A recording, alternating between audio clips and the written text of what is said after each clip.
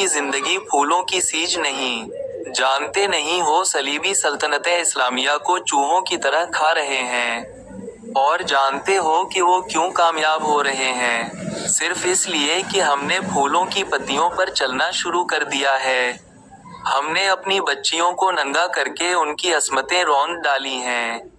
मेरी नजरें फलस्तीन पर लगी हुई हैं। तुम मेरी राह में फूल बिछाकर मिस्र से भी इस्लाम का परचम उतरवा देना चाहते हो? सलाल-दीन अय्यूबी ने सबको एक नजर देखा और दबदबे से कहा, उठा लो ये फूल मेरे रास्ते से। मैंने इन पर कदम रखा तो मेरी रूह कांटों से छलनी हो जाएगी। हटा दो लड़कियों को मेरे रास्ते से। कहीं ऐसा ना हो कि मेरी तलवार इनके इतने दिलकश सुनहरे बालों में उलझ के बेकार हो जाए। हुजूर की जावाओ हशमत। मुझे हुजूर ना कहो। सलाउद्दीन अय्यूबी ने बोलने वाले को यूं टोक दिया जैसे तलवार से किसी काफिर की गर्दन काट दी हो। उसने कहा, हुजूर वो थे जिनका तुम कलिमा पढ़ते हो और जिनका मैं गुलाम बेदाम हूँ। मेरी जान फिदा हो हुजूर पाक अलैहिस्सलाम पर जिनके मुकद्दस पैगाम को मैंने सीने पर कुनिंदा कर रखा है। मैं यही पैगाम लेकर मिस्र में आया हूँ। सलीबी मुझसे ये पैगाम छीनकर बहिरा रूम में डबो देना चाहते हैं।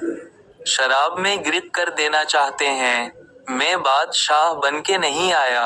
लड़कियां किसी के इशारे पर फूल पत्तियां लेकर वहां से हट गईं। सलाउद्दीन अय्यूबी तेजी से दरवाजे के अंदर चला गया। एक वसी कमरा था।